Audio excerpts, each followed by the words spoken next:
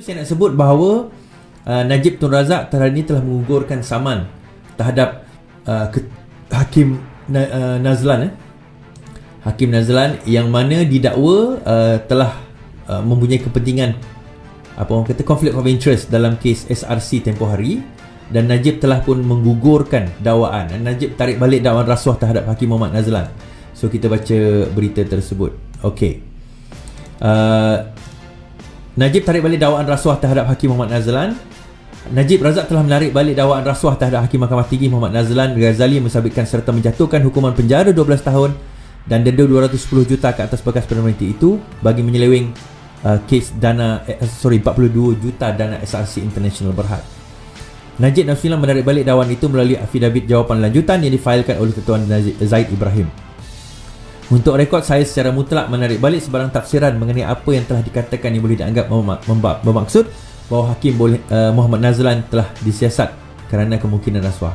Bagaimanapun, beliau berkata terdapat bukti tambahan yang akan menunjukkan konflik kepentingan yang serius yang membabitkan hakim tersebut, dan inilah sebab beliau memohon agar kes itu dibicarakan semula. Najib berkata demikian, kita menjawab afidavit pendakwaan pada 21 Julai lepas yang menyebut pengetahuan peribadi beliau mengenai siasatan Suruhanjaya Pilihan Raya ke atas Muhammad Nazlan adalah tidak benar, kerana agensi itu tidak akan mendedahkan maklumat sulit mengenai siasatan yang sedang berlangsung.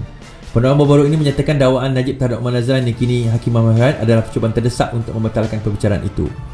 Pada 21 Oktober lepas, Muhammad Nazlan membuat laporan polis berhubung artikel disiarkan oleh sebuah portal bertajuk Judge Muhammad Nazlan being investigated for unexplained 1 million in his bank account, yang mendakwa beliau telah disiasat berkaitan dengan pindahan ke akaun bank ni. Alright.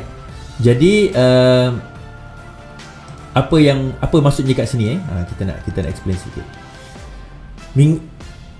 Dalam satu artikel, satu kenyataan, Najib mengatakan bahawa siasatan SPRM telah diadakan kepada Muhammad Nazlan membabitkan satu dana bernilai 1 juta ringgit telah bertukar tangan, dia kata. Jadi dengan itu Nazlan iaitu Hakim SRC ini tidak boleh dipercayai mempunyai konflik of interest terhadap kes beliau. Tetapi hari ini beliau telah menarik balik dakwaan tersebut. Dia kata dia tidak ada, dia kata ini cerita dia, saya ingat saya, dia kata dia jumpa dokumen itu dekat depan rumah, tidak tahu daripada siapa.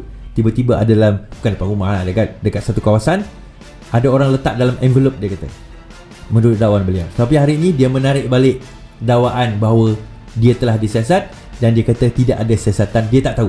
Sebab SPRM tak akan dedahkan pun kalau ada siasatan dilakukan. So, the fact yang kalau dia tahu ada siasatan menunjukkan ada sesuatu. So, dia kena buktikan daripada mana dia dapat bukti tersebut. Siapa yang memberikan kepadanya? Pegawai mana kalau dia daripada SPRM?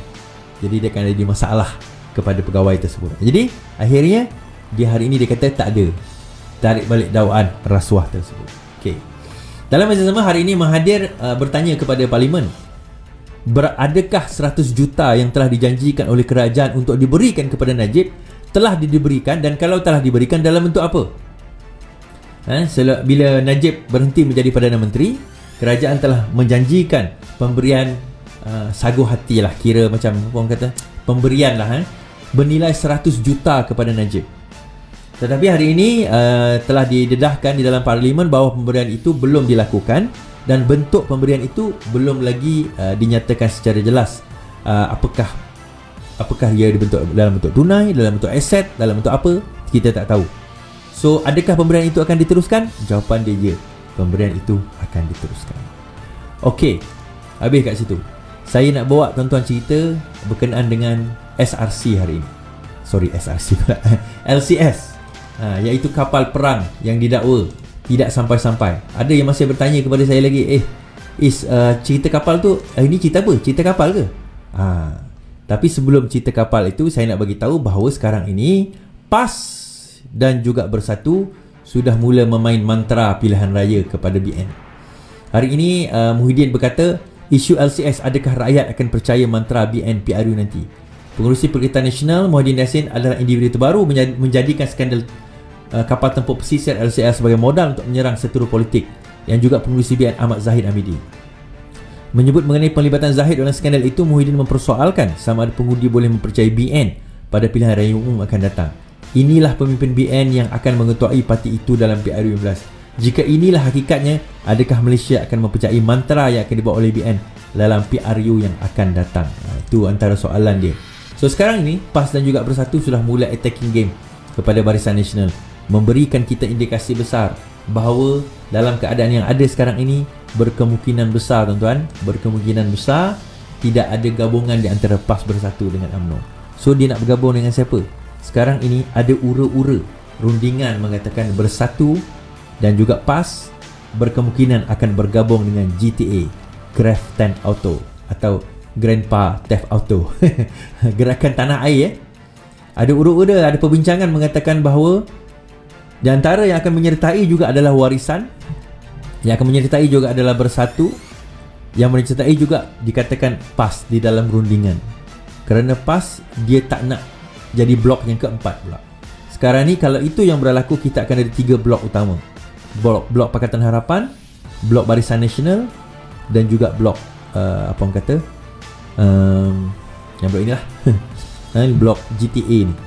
Tetapi dalam masa yang sama, jangan terkejut kalau sekiranya Zuraidah pun dalam rundingan juga bersama dengan grup GTA ni, dan mereka dalam rundingan juga dengan grup Barisan Nasional, sebab dia tahu PBM tidak boleh berjalan sendiri, melainkan dia kena bergabung dengan mana-mana kumpulan-kumpulan ini. So politik kita semakin menarik tuan-tuan. Politik kita semakin menarik, dan seperti yang saya kata tadi, mereka berkumpul kembali di bawah satu kelompok yang sama. Cuma tak ada BN, tak ada BN saja. Sebelum ini mereka berkumpul di bawah satu kelompok dengan BN. So dia BN ni rasa dia kuat, so dia akan keluar, so dia akan membentuk kelompok baru. So kita akan ada 3 kelompok besar nanti. Diketuai oleh Pejuang, Mahathir. Kemudian diketuai oleh Zahid Hamidi dan diketuai oleh Anwar Ibrahim. So 3 ini akan bertembung sekali lagi. Menarik cerita dia. Okey.